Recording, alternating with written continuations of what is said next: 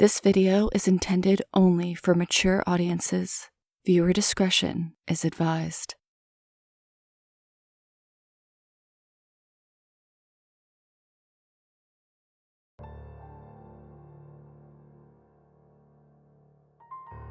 So, this is kind of weird. I'm not sure how to approach this. If anyone that's reading this has any advice, it would be greatly appreciated. I'm a second-year college student, and I'm an atrociously light sleeper. I could not stand living in the dorms with a roommate. It was pretty tough on me, and so I opted to get an apartment all to myself about 15 minutes away from campus. I don't mind the commute, and I'm more than willing to make this sacrifice to get my own space. Going into it, I was super excited. I've always valued independence, and this was exactly what I was looking for. Of course I had been to the apartment complex prior to signing the lease. It seemed like a steal. I met some of the residents. Everyone seemed really nice, including the management, which I've been told is rare. I got absolutely no bad vibes, which is surprising because normally my gut is pretty good at picking up when something is off. But like I said, everything was going well. Eventually, move-in day came along and everything was settled pretty quickly. I didn't notice anything at first. I'm not sure why. I think it was because I was so busy with school and work. I rarely interacted with the neighbors or management. I tend to keep to myself. And that was that. It wasn't until about 2 weeks had passed that I started to pick up on some things that were a little off.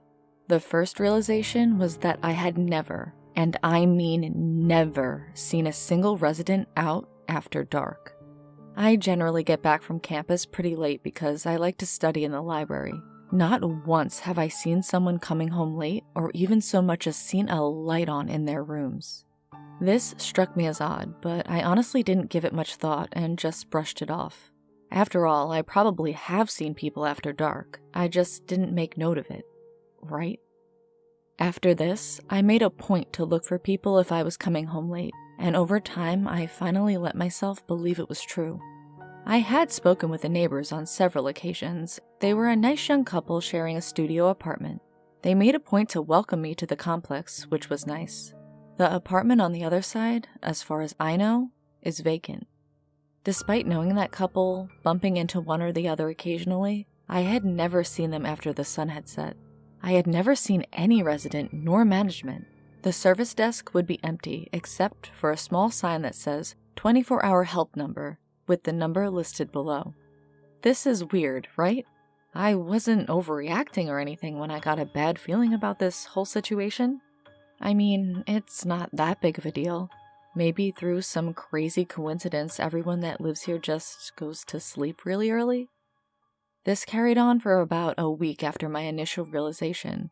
Eventually, the whole apartment complex seemed a little dead. I was on campus for the vast majority of the day, so I ended up never really seeing anyone.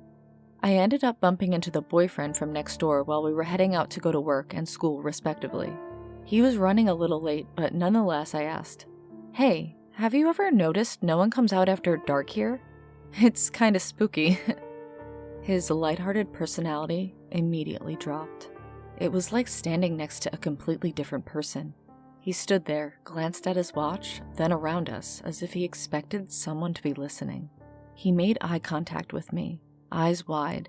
His lips worked without sound, forming the words, "Don't look." Or at least, that's what I thought they were.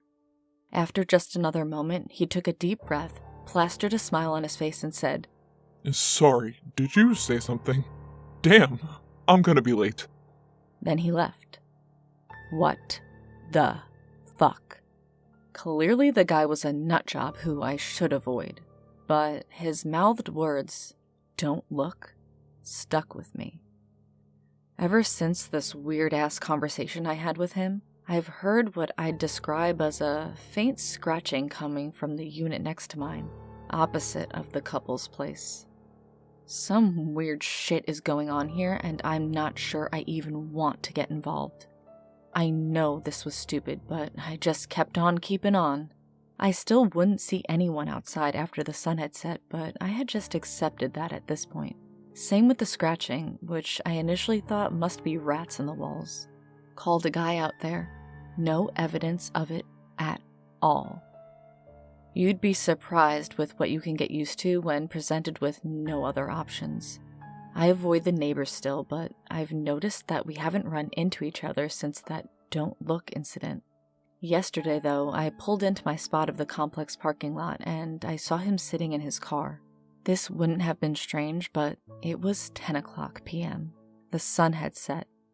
I probably stared at him for much longer than was socially acceptable. I just couldn't get past it. It seemed so out of place after so much time of getting used to never seeing anyone. Then there he was. It took me a while to decide what I should do. It looked like he was in some kind of emotional distress. I was so fucking stupid. I already knew he wasn't stable because of that weird episode. I approached him and knocked on the window. "Hey, are you okay?" He whipped around to face me, tears streaming down his face. Fear permeated his eyes as he stared at me. Then there was resignation. He slowly got out of the car, head down, and walked all the way to his apartment. He didn't say a word. I followed him at a comfortable distance. Then he disappeared into his doorway. As soon as I entered my apartment, I immediately realized how loud the scratching was. Normally, you could only have heard it in the bedroom, putting your ear to the wall, but I could hear it now, just standing by my door. Okay, it was already a weird night. I'm not going to put up with this too. I had wrote down the 24-hour help number from the service desk. I dialed it into my phone, but as soon as I pressed the call button, the scratching immediately stopped.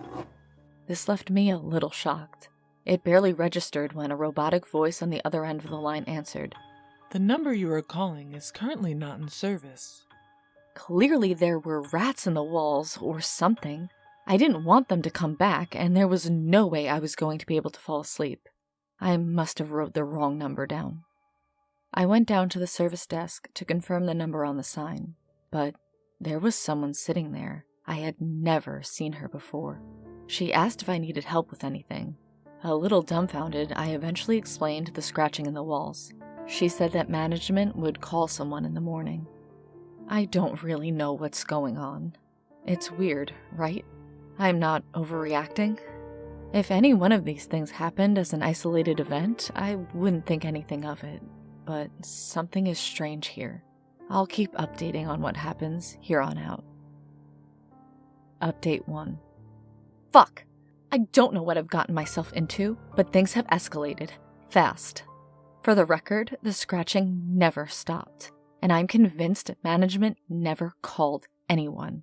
But last night, I saw the empty apartment's door was slightly ajar, so I decided to check it out. I just fucking walked in. I don't know why. It was like I was in some kind of daze. I don't understand. It's a little hazy. I walked into the room. There wasn't any furniture. All I remember seeing were these scratch marks. They ranged from thin and shallow to clean through the drywall. There was no order to them. They were everywhere. The floor, the walls, the ceiling, the back of the door, everywhere. As soon as I took a few steps in, I became paralyzed with fear. I had felt breath on the back of my neck. I heard it. I felt it. There were no lights in the room, but the faint moonlight on my back showed that there was another shadow merging and melded with my own. I don't know what the fuck it was. It was almost human. I just don't understand. Some underutilized survival instinct kicked in. I was in danger. Don't look. I closed my eyes. The breath on my neck was cold. I took a step back, expecting to bump into the thing. Nothing. I still felt its breath on my neck. I knew it was still there. It took every ounce of my willpower not to open my eyes, not to look. One step at a time. Eventually, I felt the flooring under my feet change. I could still sense the presence of the thing. Don't look. I would not open my eyes. Not yet. I slammed the door to the apartment shut and heard the automatic click of the lock moving into place. It was gone. Don't ask me how I knew this. It was primal instinct, something I had the privilege to not experience till this point in my life. Update 2. I don't go out after dark anymore. It feels like I'm being watched. The scratching seems to become louder the more lights I have on, so I turn all of them off. I'm living in fear. Update 3. As long as I'm back before dark, everything is okay. Everything will be fine. It's okay. I haven't seen my neighbor since my encounter with that thing. Update 4. I just heard screaming coming from my neighbor's apartment. I want to help, but the sun just set. I can't help. Update 5. The screaming didn't stop last night. I don't think anyone called the police. Why didn't I call the police? I called the police. The sun will be up soon. Update 6. His eyes, his fucking eyes were gone. I only saw a glimpse of the room after he was taken to the hospital. There was blood everywhere, scratch marks everywhere. I asked one of the officers what happened. They said, Found him holding what was left of a corpse of a female, likely his girlfriend. He couldn't talk because of severe and likely permanent vocal cord damage caused by his prolonged screaming. Oh, and it looks like he scooped out his own eyes. The officer next to him mentioned that the lunatic was likely going to be in jail for a long time. Then they all started to argue back and forth on if he'll be sent to an institution for the criminally insane or not. He wasn't insane. He didn't kill his girlfriend. I wanted to defend him, but how? He took out his own fucking eyes. Don't look. Update 7. I can't get that stupid phrase out of my head. Don't look. I caught myself writing it over and over on a notebook instead of doing homework absent-mindedly today. I'm leaving this godforsaken place. Today. It's not just that thing. Something is weird here. I don't care about solving it. I don't care. I've been living in fear. I hope no one has to experience this. Just remember and take my story as a warning. Please, I'm begging you, don't look.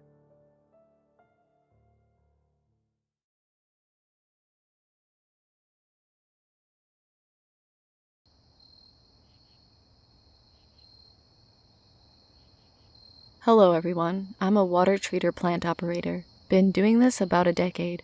I've been the night shift guy my whole career.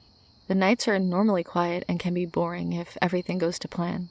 My plant has a few different builds. The oldest is 60 or so years old. The main building I spend the majority of my shift in is only roughly 20 years old. For more backstory on the area, this used to be a booming energized area. This area was littered with railroad tracks and drifters coming and going on the trains of yesteryear. Our farms and factories were very bountiful back then. Now that you all understand that, you must also understand that with success in an area, there is also darkness. From the settling of the area, wars with natives, and even into the 30s and 40s of people being killed in train wrecks and bad business deals, the grounds are laced with darkness. The silence of the night shift can be eerie all on its own. Lots of bumps and bangs and dimly lit darkness. On the night I am now about to speak about, everything started out as normal. I came in around sunset, got the nightly Passover, and began my work. Around midnight, I had to do my rounds around the property while getting the nightly pump numbers. I made my rounds with nothing but a flashlight around the main building. The oldest building is a good walking distance away from the main building. I set out in the dark and headed for that building. I must also add that we aren't in the nicest area of town. However, I'm a big guy and can hold my own. As I made my walk, I got an uneasy feeling. I had gotten them before, but I have a job to do and nothing came out of it. I rounded the corner and unlocked the door. As I did this, the hairs on the back of my neck stood up. Again, I have a job to do though. I opened the door and there stood nothing. I walked in and proceeded to get my numbers. I turned around to walk to the exit. As I turned to shut the door, I looked up and down the hallway to see a woman in pure white look at me through the other door. I almost jumped out of my boots and pissed myself a little. I fell backwards. As I came back to reality, I once again made eye contact with this entity. As I met her gaze, everything in me said, "Hey, your life is in danger, buddy." Her face distorted and started to shift around. I was now frozen as she shifted into what looked like an Indian warrior. Her eyes were glowing. As I got to my feet, she had shifted into this huge wolf creature. The growls were chilling to say the least. It snarled and then ran towards me. I had no time to even shut the door. I ran as fast as I could, screaming bloody murder. I felt it trying to bite my backside. It got a hold of my pant leg and tore it to shreds. I stumbled and rolled, but somehow managed to come up to my feet. I darted into the main building, and as I shut the door, I felt a hard thud on the other side. I locked the doors and cowered down inside. I could hear the thing crashing into the building and growling and scratching at the walls. I got the courage to look out the window, just to end up face to face with the White Lady again. I had the police come and sit with me until the sun came up. No one else has seen the White Lady since. It's quite freaky, but I have a job to do.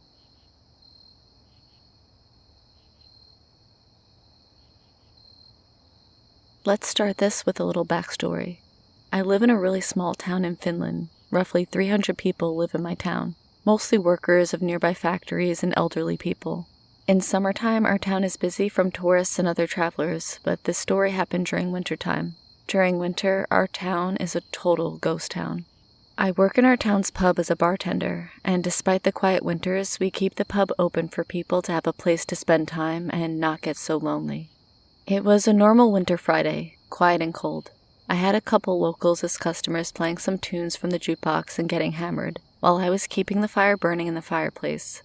Winter had just started, and we were discussing when it will start to get really snowy. The night went well, and not so surprisingly, probably 1 hour before closing, it started to snow really heavily. I closed the pub normally, and after I got the place cleaned, I started to make paperwork. Our pub closes at 2 o'clock a.m., and it was around 3 o'clock a.m. when I heard a really loud banging coming from our pub's staff door. It was like someone had a fucking death or life emergency banging, and I went beast mode right away. I didn't know what to do or who it was. I went closer to the door and I heard a man's voice. Please help me. Oh, open the door. Is there someone in there? And I remembered that I did some fast thinking of what it could be.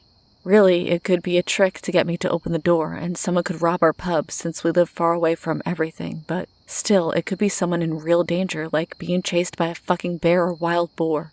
I decided to take my trusty baseball bat that I keep behind the bar at all times, and I went to open the door.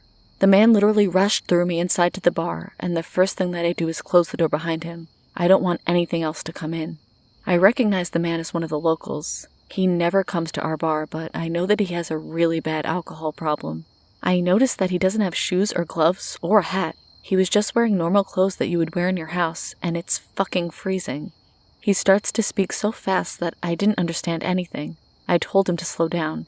Then he tells me, Rubber faces, rubber faces. They're chasing me. Please help me. Of course, I think the guy is just drunk as fuck, but something in the man's eyes tells me that he's really scared for his life, and it gives me the creeps. I can't see outside very well. It's still snowing heavily, and it's dark as hell, and we don't have streetlights. I try to look from every window, but as we have no streetlights, I can't see anything. I know a woman that is very good friends of this poor guy, and I decide to try calling her. She answers, and I tell her that I'm sorry to call her this late, but her friend is pretty messed up at the bar right now and could use someone to come pick him up.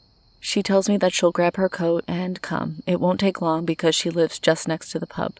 The guy is still pacing back and forth through the pub and mumbling about the rubber faces when the woman finally comes to pick him up.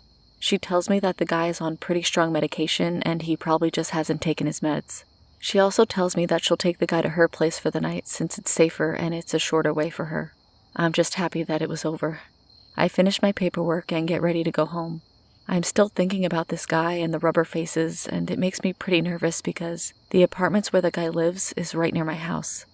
I decide to take the bat and flashlight with me because it's still dark as hell and we have no streetlights. When I get to the road next to our pub, I'm watching my surroundings very closely because it's deep forest on both sides. Then it happens. I notice the footprints in the snow. My heart skips a beat and I panic. There are ones that lead to our pub, and then there are 3 distorted pairs of footprints that looked like they had been following the first ones. Then I hear a loud snapping of a branch from the forest nearby and fucking start to run like the wind. I hadn't run so fast in a long time. I run the whole way home and I never looked back. This story still scares the shit out of me.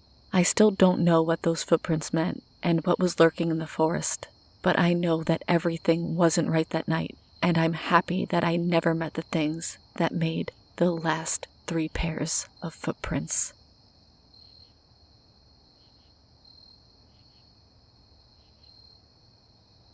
I recently got a job at a hotel downtown from where I live. I have never worked in the hotel industry before, so I had no idea what to expect. The time between applying for the job and being hired was less than 24 hours, which made me nervous, but I had been looking for several months and couldn't find anything, so I thought I'd take the chance. This hotel is about 150 years old and has plenty of character.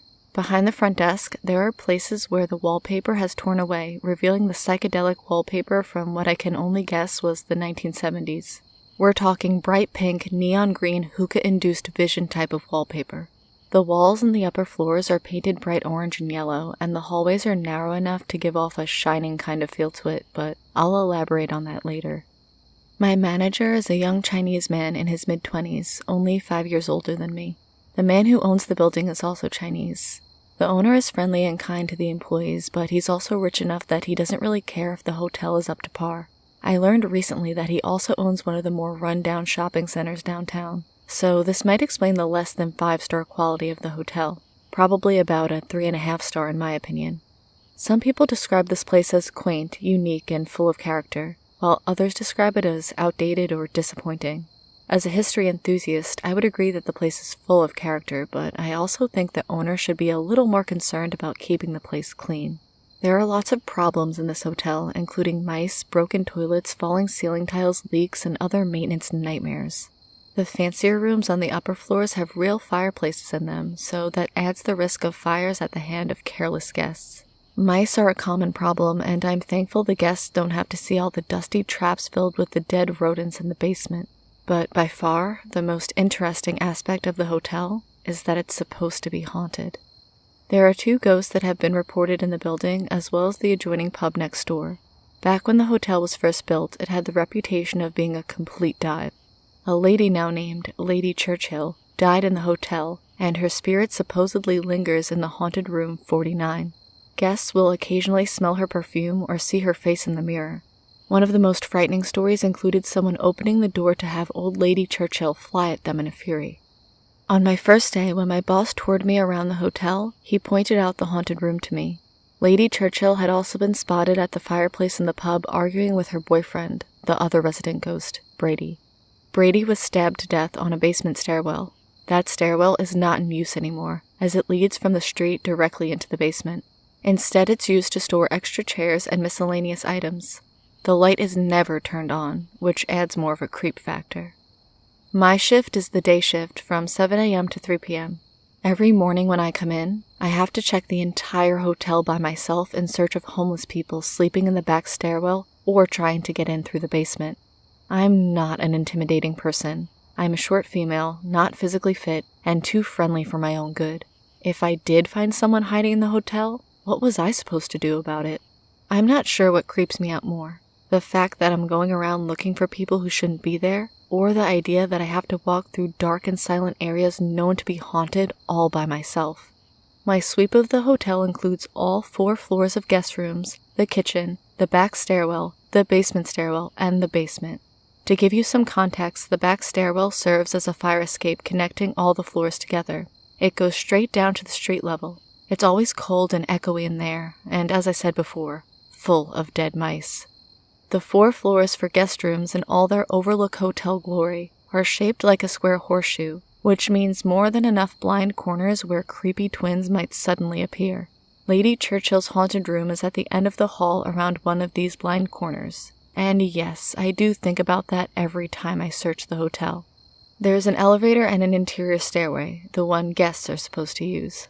Behind the elevator is this old connecting hallway that basically serves no purpose anymore. In the past, it may have been useful, but now it just serves as a secret passageway that goes behind the elevator and comes out at the other end of the horseshoe. This hallway especially needs to be searched for homeless people, drunks, or people having sex. The basement is by far the creepiest part of the hotel. To get there, you can either take the elevator or go through the pub and down the stairs. I prefer to go through the pub because there are some fascinating black and white photos from when the hotel was first built, and I love to look at them. It's also the best place to see the age of the brick foundation. Anyway, the basement is used for storing beer kegs, firewood, planter pots, housekeeping items, and maintenance tools, among other things. It's usually deserted. Now that I know the dark, unused basement stairway is where Brady's spirit is supposed to be, I think I'll try to spend even less time down there. This week, however, is my second week of work, and my boss has put me on the afternoon-evening shift, just so I can get a sense of what it's like in case I have to cover anybody in the future. Yesterday was my first late shift, and in that time I learned a whole bunch of things I didn't want to know from the lady I worked with. This woman, let's call her Peggy, has been at the hotel for 14 years. She's seen all there is to see and is well known for her stories.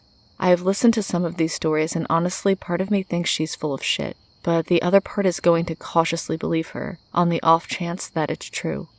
Here are some things I learned about the hotel in the span of one night shift.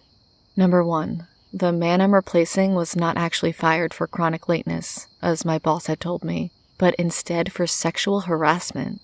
The head of housekeeping, a man I get along with very well, is a friend of his. Number 2. The day before, Peggy caught a drug addict rooting around in the private back office after hours. We looked over the security footage and he was definitely searching for something. We now keep the office locked. Number 3. There were 2 guests several years ago who stayed at the hotel, and the next day they robbed a jewelry store downtown and fled back to the hotel with everything they'd stolen. There was a massive police standoff on the roof, SWAT teams and all. There was a news article about it online, otherwise I never would have believed it. Number 4. The bedrock of the hotel can be found in the boiler room. There's a slight gap that has been filled in on the top right corner that connects directly to the street. One time Peggy came down to the boiler room and found a man half through the gap head first, trying to get in because he wanted to know what was down there. That image terrifies me. In the span of that one night shift, an alarm went off in the basement. The police showed up at the pub, and a guest verbally abused the staff over a non-existent shuttle to the hospital. No, not an ambulance, a shuttle. Taking the bus was beneath him, I suppose. And at my bus stop after my shift, a man was shooting up in public. My city has a drug epidemic going on right now. My bus took a half an hour to arrive, and when I got off at my stop, it was foggy as Silent Hill. I felt as though I should have been looking around for Michael Myers or Jason Voorhees. It is so October after all. That's one night shift down. I have another tonight, and one more the day after. If anything else interesting happens, I'll keep you folks updated. I mostly just wanted to get all of this off my chest. It's amazing how different the hotel is after 3 p.m. Much louder, that's for sure, thanks to the pub on one side and a bar on the other. Everyone I've gotten to know during my first week of work has already gone home, leaving me with drunks and strangers and Peggy's crazy stories. One thing's for sure, after 3 nights of this, I'll never complain about getting up early again.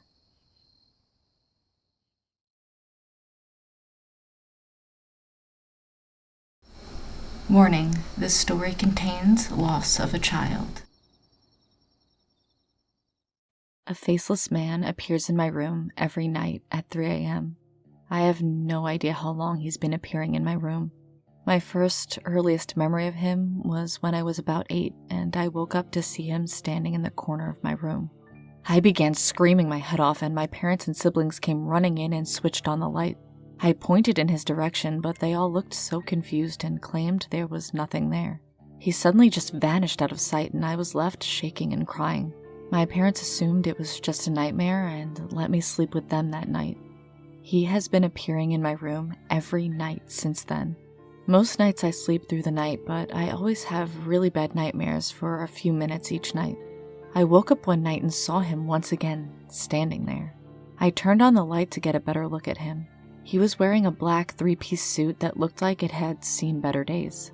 A few of the buttons were missing, and it hung awkwardly on him as if he was wearing someone else's suit. His face was completely blank, with no way to determine what he had once looked like. His hair was black that was starting to get speckled with a few grays. I know it seems crazy, but it felt like he was studying me while I was doing the same. He once again just disappeared. There was no flash of light or anything like that, as he just wasn't there one second. I went back to sleep and wondered what he was and if I was afraid. The next day, I was telling my two best friends, Chloe and Hannah, about him. The three of us were inseparable, and we were regarded as the Three Musketeers. All of our classmates used to joke that we were joined at the hip. Our parents ended up becoming good friends as we spent so much time at each other's houses. Neither of them believed me about him and demanded to stay the night. I was hesitant at first, but reluctantly agreed to keep them happy. We were all so excited and could barely sleep that night. My alarm went off at 3 a.m. and we sat there with giddy expressions on our faces. I watched as the faceless man once again materialized in the corner of the room. His appearance looked different tonight, as there was a red glowing hole in his face, and it always used to be expressionless. I was staring intently at it when I felt Hannah's arm try to grab onto me. She had a look of pure horror on her face, as something was dragging her off the bed.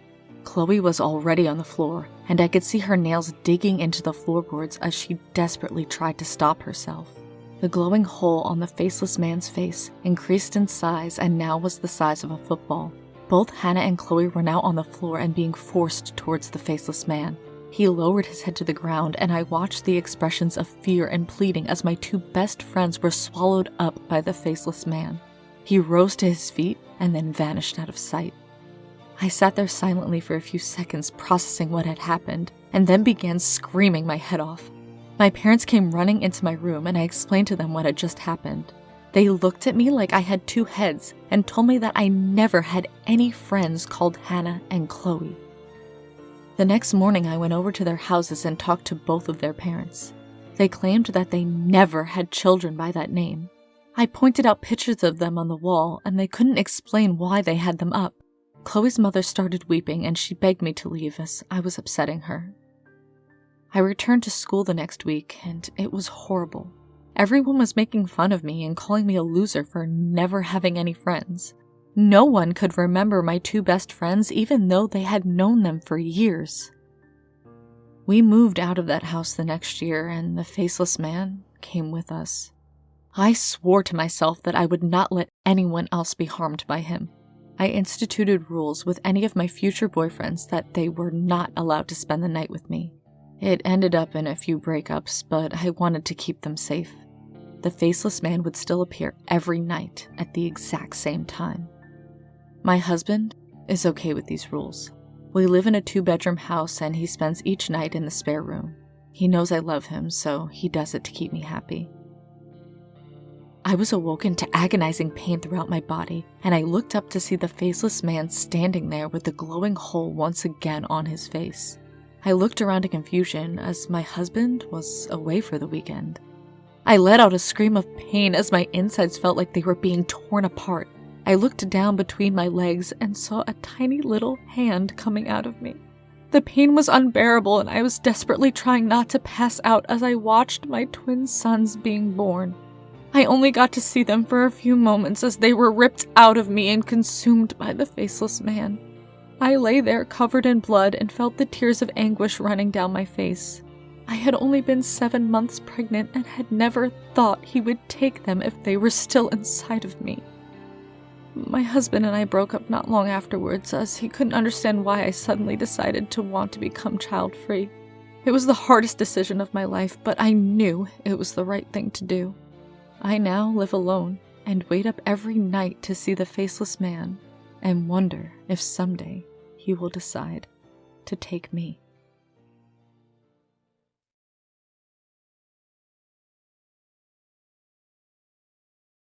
Please help me. My hands are shaking as I'm typing this up. I can barely look at the text for more than 2 seconds. I can see it looking at me. It doesn't even try to hide it. If I could, I'd never see it again, but I don't know how to do that. I've never heard or experienced anything like this or similar to this. It doesn't make any sense, but that's why I'm typing my experience here. Maybe one of you knows what this is. About an hour ago, school finished. It had been a tough day with a difficult test in math. My head was stir-fired up as I walked home. Usually I'd be sucked in on my phone, but it had broken and I didn't have enough for a new one. I looked around the path home, eager to find something to fill my mind when I saw an odd shape in the wall that I couldn't help but look closer at. In the brick wall, half a face stuck out. It was as if somebody had decapitated a person, cut their face in half, slicing down in such a way as to keep the face whole, and slapped it stuck on the wall. But even from this range, it felt that something was off about the face.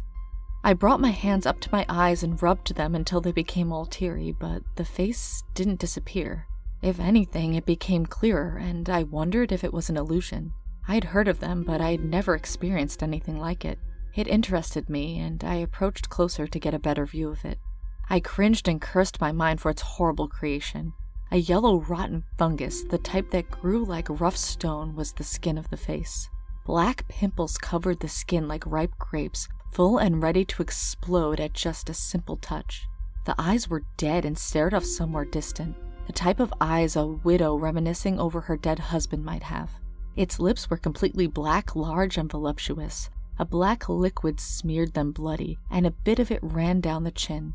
Its tongue hung out. Large red warts covered it like bats huddling close on a wall. The tongue reached down all the way to the chin, and then some. I had to know if it was real, or rather, I had to disprove this horror. My hands slowly reached for its chin. I expected them to go right through, and a part of me felt like the creature did the same thing. It didn't. My heart jolted. I felt it and it felt me, and its pupils jerked into eye contact. I took 3 steps back, wondering what the hell had happened. Fear took my face. What are you doing?"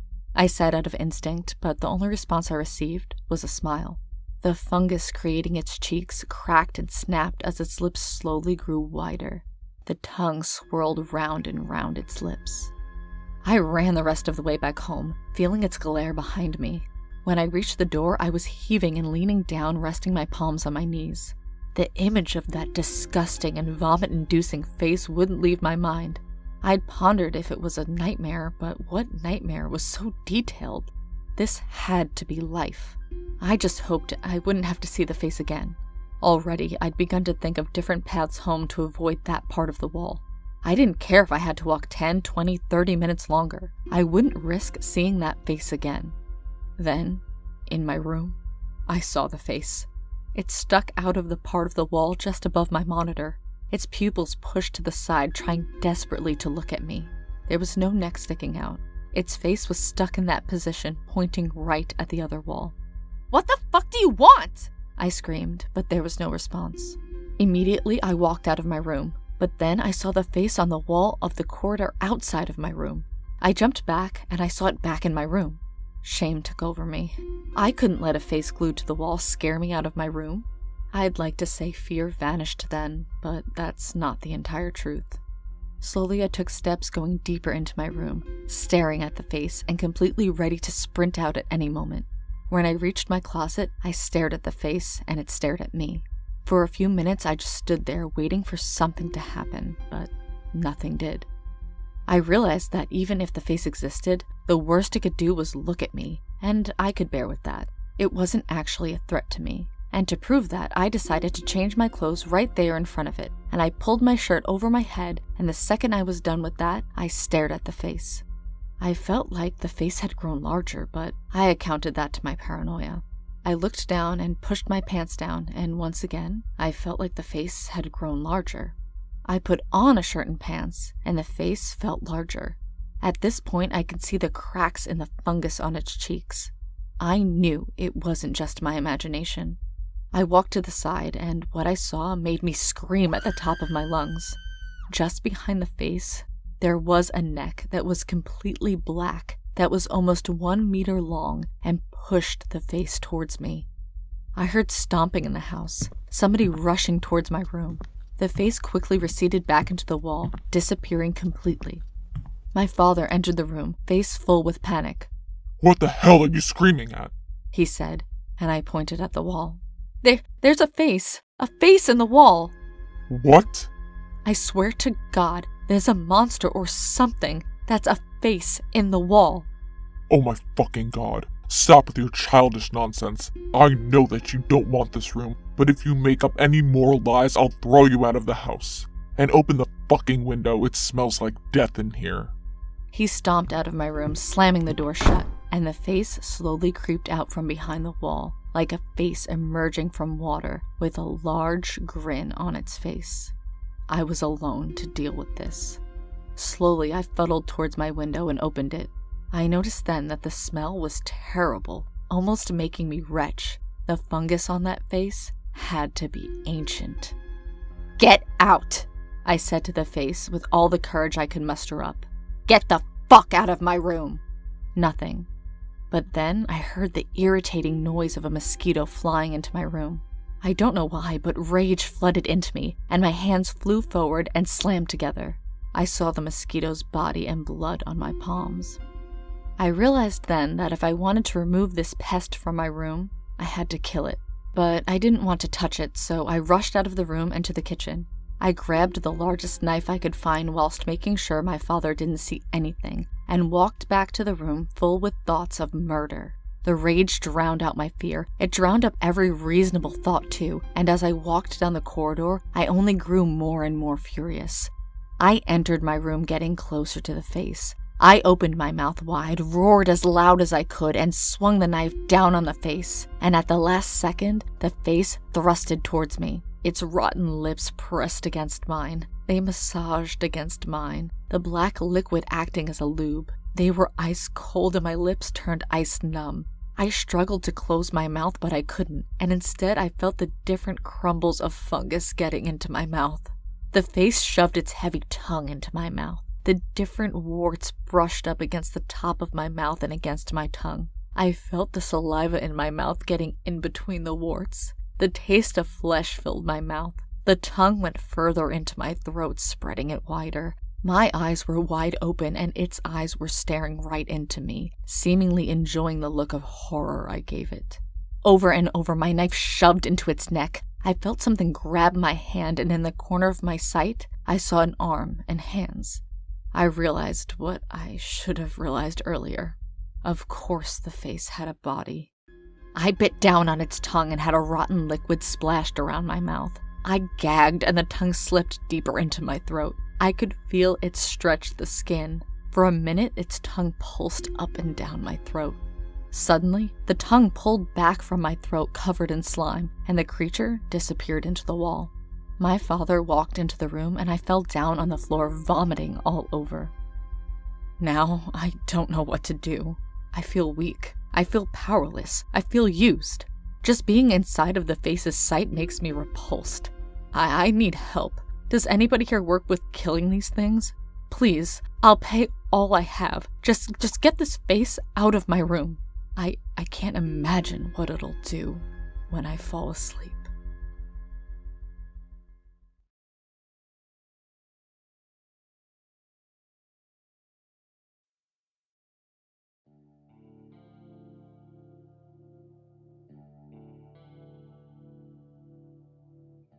I love my wife above all else.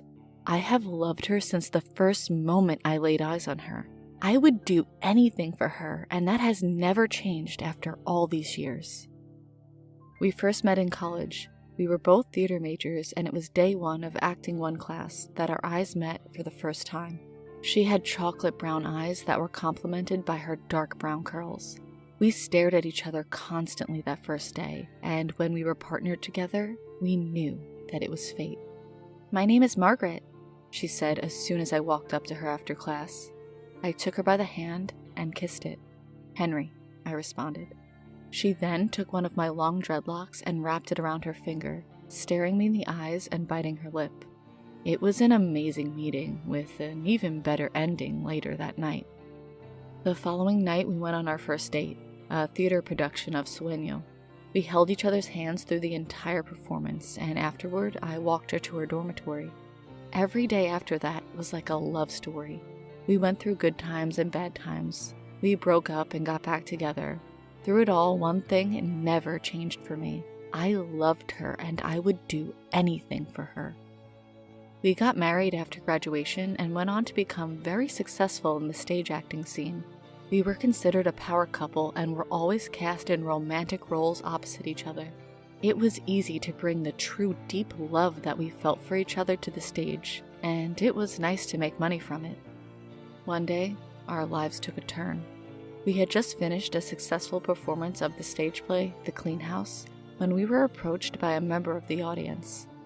That was an amazing performance, He said, a creepy English accent behind his words. Why, thank you. You're sweet, Margaret said, gripping my hand. I could tell this guy had creeped her out, but being a talented actress, she was able to put on a nice front.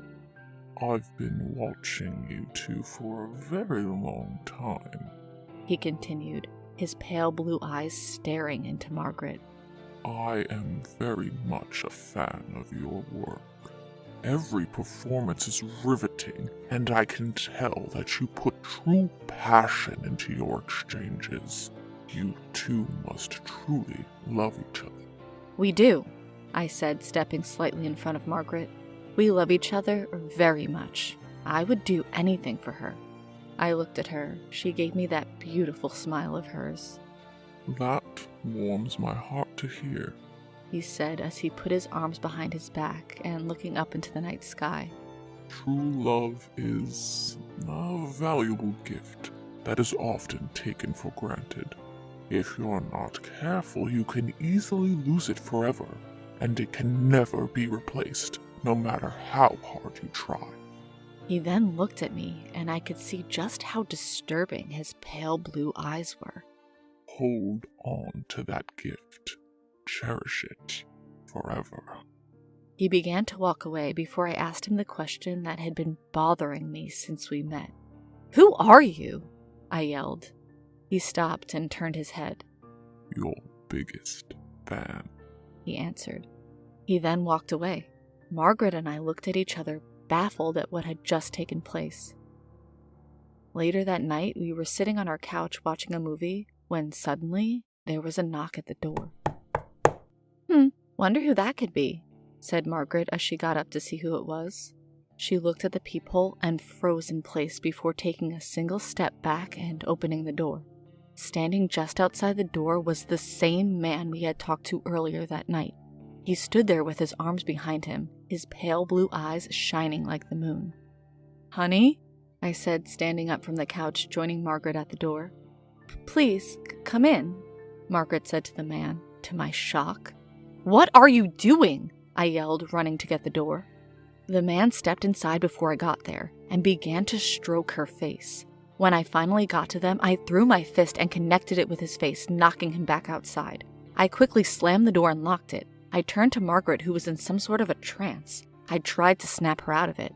Margaret! I yelled, shaking her. Margaret, wake up! There was nothing I could do to get her to respond. I shook her, slapped her, even splashed water in her face. Nothing would work. Suddenly, the lights in the house went out. I looked around until I saw the silhouette of a man standing outside our living room window. I blinked, and it was gone. I began to panic and ran to the gun safe in our bedroom. Despite being theater nerds, we were very well trained in self-defense and firearms. We could each hold our own if our lives were in danger, and if there was ever a time to put that training to use, it was now. When I got back to the living room, I immediately raised my weapon. There stood the strange man, holding Margaret by the face. Let go of her, motherfucker! I yelled, aiming for his head. He looked at me, and the only thing I could see in the darkness was glowing red eyes. He then turned his head to Margaret, and I fired, hitting him directly in the head. He fell to the floor hard, and I ran over. Margaret fell over too, but I caught her before she hit the ground. She still would not respond. Her eyes were wide open in a trance. I looked over at the man, but he was gone. I gently laid her on the floor and stood up quickly, readying my weapon once again. Suddenly, I felt a strong, tight grip on the back of my neck, and I was thrown across the room, hitting the wall. I groaned in pain as I grabbed my gun and slowly stood to my feet, shaking as I raised my weapon again. Again, he had a hold of Margaret, but this time he pulled her head close to his. I felt my heart race and my blood boil as he put her lips to his glowing red eyes staring right at me. No! I screamed as I ran towards them. He then pushed her to the side and opened his arms to me, as if inviting me to fire on him again. I obliged and fired 5 rounds into him, but all he did was allow them to connect as he laughed. I ran up to him, but he grabbed me by the throat before I could do anything. He pulled me close to his face and I could see every horrifying feature. Not only did he have demon-like eyes, but his face was covered in disgusting, pulsating veins. In his mouth were 2 sharp fangs and a long, slimy tongue which rubbed against my face, as if tasting me before taking his first bite. I lifted my gun to the arm that had a hold of me and fired twice. He growled in pain as he released me, and I connected the butt of my gun to his face, repeatedly. He fell to the floor and I mounted him, smashing his face more and more, harder and faster. I could feel the blood gush and spray all over as the bones in his skull cracked and collapsed. By the time I was done, there was nothing but smashed bone, brains, and blood. I panted as I stood back up and limped over to Margaret, who was now fully unconscious. I shook her and she finally opened her eyes, looking into mine with fear and confusion. "Margaret," I said, feeling relieved that she was all right.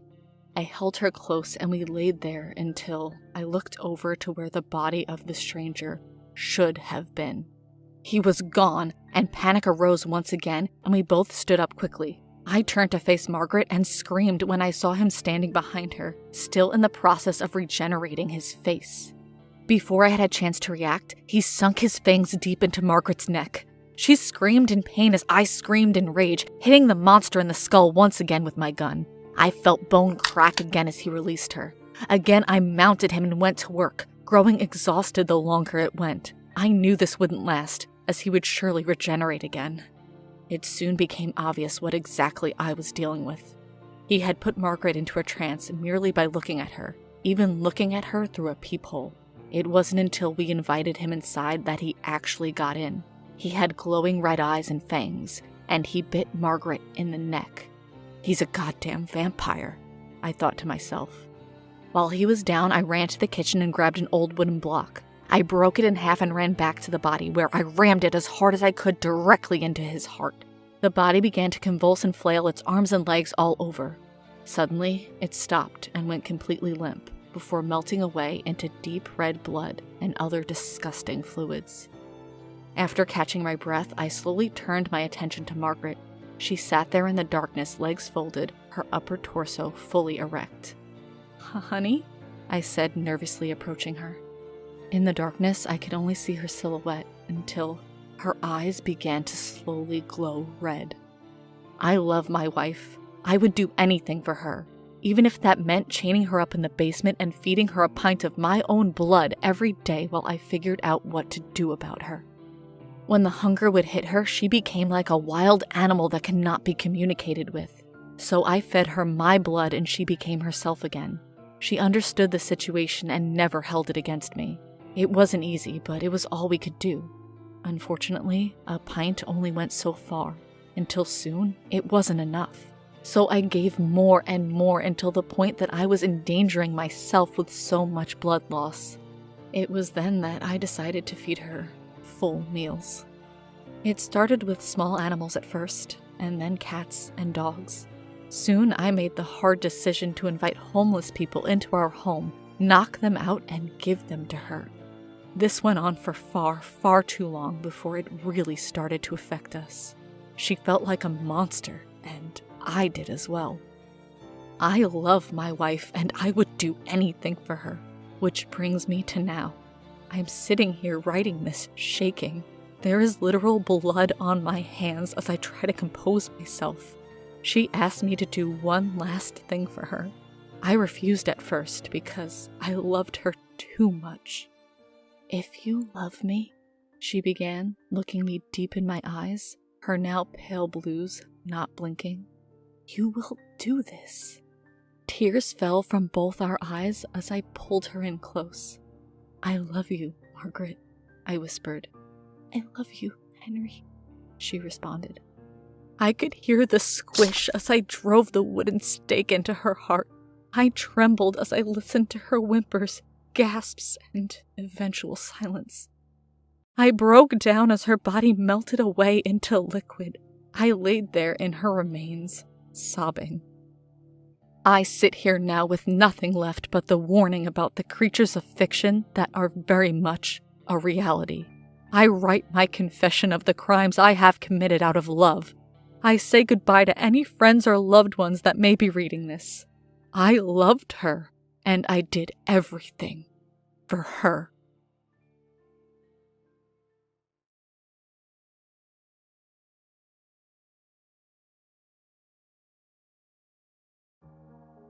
Home.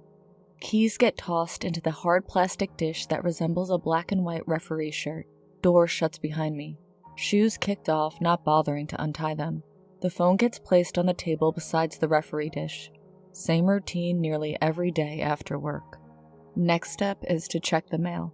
Mail slot is in the door, with a nifty cage built into it to catch the mail so it doesn't hit the ground. When I moved into this condo, I knew that would be a must ASAP so my dog couldn't continue to destroy whatever parcel made its way inside my home. Only about $40 on Amazon. Good deal. Mail sorting these days has not only been limited, but when you do receive mail, I'd say 97% of it is junk.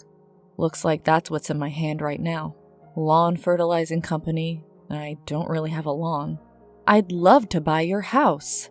Some fake-ass real estate postcard that looks like it's handwritten. And a postcard that says, "Looking for a great place to book for Valentine's Day? Why not the back rooms?"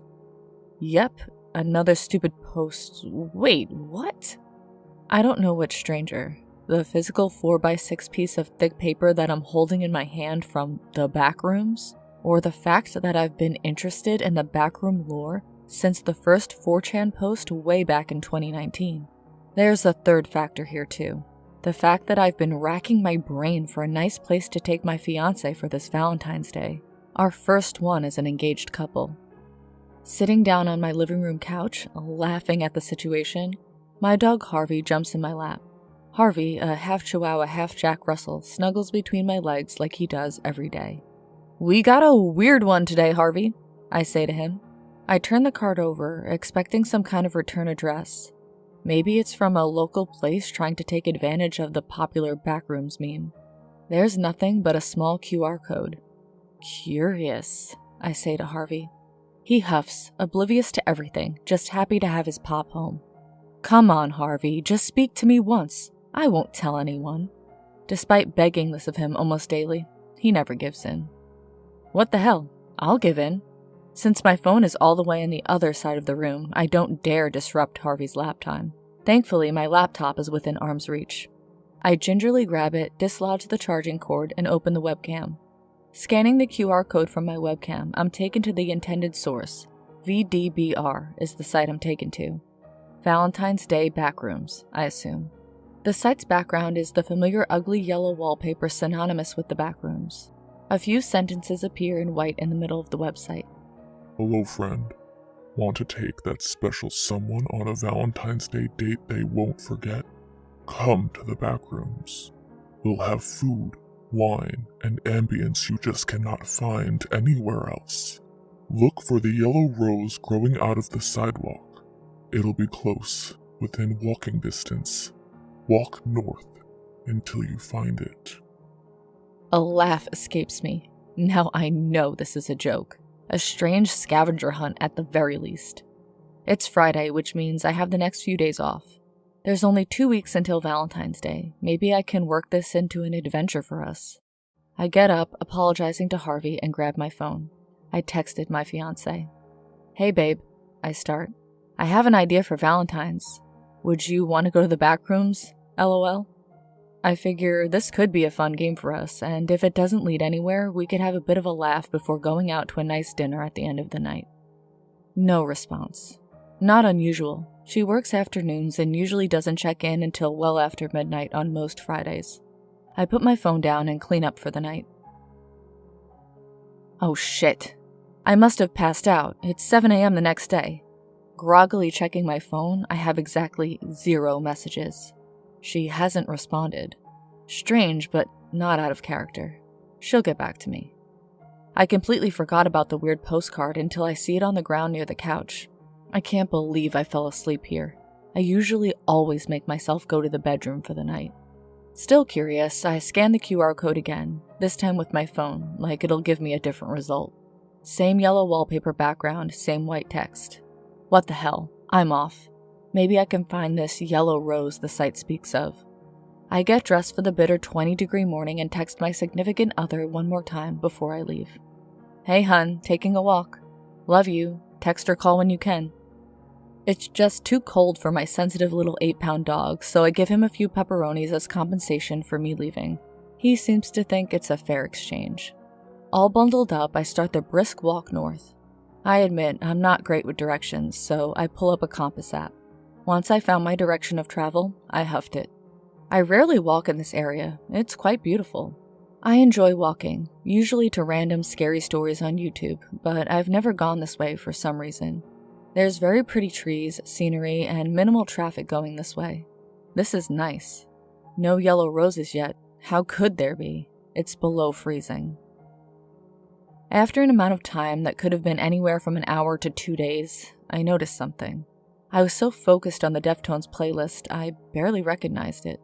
A yellow rose. I actually found it. Spray painted on the side of a brick building. Kind of reminds me of a Banksy painting. The building appears to be abandoned. Looks like it could have been a hardware store that went out of business long ago. Again, I never go to this side of town. Before I approach the painted yellow rose, I text my fiancé again. Hi sweetheart, hope you're okay. I'm still out on a walk. Let's talk V-Day. I think I have an idea of where we should go. I stare at the phone, hoping I'd see a response somewhat quickly. Being denied, I started to put it away, until the 3 dots showed up.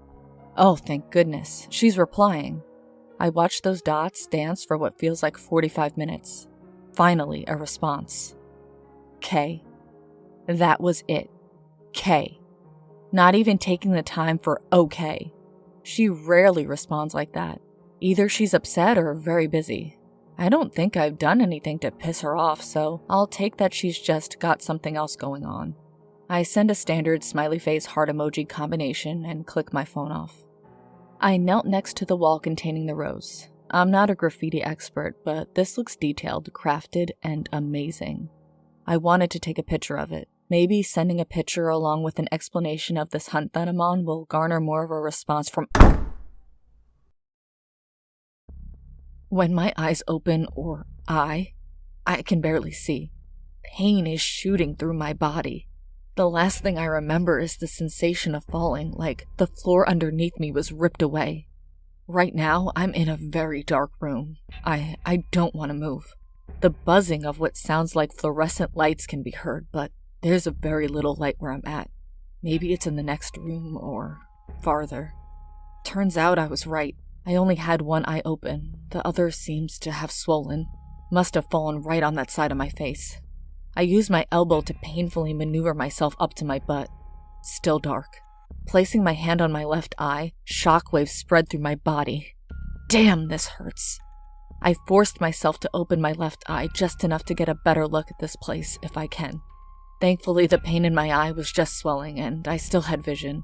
Once I physically pulled down the top of my eyelid, I involuntarily threw up. Yellow wallpaper. The smell of mold and almond water permeated the air. I have glitched into the back rooms. This isn't real, though. It's just an internet story that caught absolute fire. Where is my phone? Please tell me I didn't fall on my phone. It's still in my right pocket, thank goodness. The first thing I look at is the reception. 1 bar, incredibly. But like a sick joke, that bar disappears as soon as my eyes, or I, see it. The next thing I look at are any kind of notifications, text, email, etc. Nothing. The last message I received was that underwhelming K. My brain tells me to move. My brain also still can't fully accept that I'm in this world. I decided to agree with my first brain thought. Start moving. The first thing I noticed was the carpet. Yellow, dirty. But the worst, it was moist. I mean, this can't be happening. The smell is terrible. I've been walking now for quite some time. I just go by walls and walls. Nothing different. Yellow wallpaper, yellow carpet, strong fluorescent buzzing with little light producing. My inner monologue is getting jumbled. I can't stay on one thought for more than a few seconds. Is this what going into shock is like? Hello? I finally choked out. Only silence returns my salutation. Great, I think out loud. Not only am I alone in the back rooms, but I probably won't get out of here, especially for Valentine's Day, which is only days away. I had to stop for a minute. On top of feeling throbbing pain throughout my entire body, I'm burning up. I need to sit for a second. Luckily, there's a wooden chair as I turn one of the 1,000 corners here. It feels great to sit. I look up towards the backroom ceiling. Same ugly yellow, one long fluorescent light weekly buzzing. Thanks for the hospitality. You really know how to make someone feel. I heard something. Some kind of roar in the distance. Or close, who knows. It's too hard to judge how close anything is here. Shit. I forgot about the entities, the hounds, the skin takers, the partygoers. God, no. I'm supposed to be taking my fiancé on a Valentine's date. Something tells me. Oh no. That roar again in the distance. That is not going to happen. The original 4chan post flashes into my mind. If you heard them, they sure as hell heard you. I try to remain quiet, but that's insanely harder than it sounds. All I can do is run. Go back the way I came. But what way is that? It all looks the same. After some time, I feel like I'm in relative safety and decide to check my phone. Futile, I know, but in dire circumstances, you do silly things. I do my best to shield the glow of the screen. 19%. Not as bad as I thought. No notifications, no missed calls, no missed nothing. A low rumbling noise is heard somewhere. Can't miss that. Stricken by panic and terror, I ran. I took so many lefts and rights I felt like I was playing some kind of temple run game. The roaring gets closer. The sound of the Colossus gets near. I just catch its form when giving a peek behind my shoulder. The panic is DEFCON 1 now. Not only because some horrifying 8-foot monster is chasing me. Never thought I'd speak that sentence out loud. But because I'm facing a wall. I'm facing walls on all sides. There's nowhere to go. I'm at the end of the line. Back against the wall, a clearer vision of the beast is now coming at me, slowly. My pocket is vibrating. What? Without breaking eye contact with my soon-to-be killer. Eye contact is liberal. I'm just looking at where I think this thing's head is. I pull my phone out. The thing sprints toward me. My phone lights up. Sorry, babe. Been tied up all day. Yeah, I think that sounds fun. When is it? I think I'm crying at this point. Out of fear, happiness, and relief. Even though I'm about to die, at least she responded. I wanted to reply, but it's too late. The last thing I remembered as I gave myself up for death is the black mass thrusting a tendril into my heart. 2 days later. Both eyes slowly open. The pain starts again.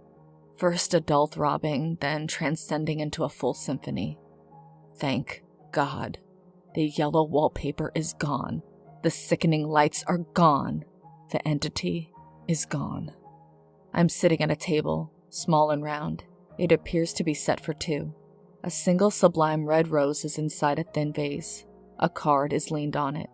I go to check my phone. I don't have it. I don't think I've left the back rooms. I just glitched into another level. The card has this to say. We are so happy you're here for Valentine's Day. Hope you enjoy your death.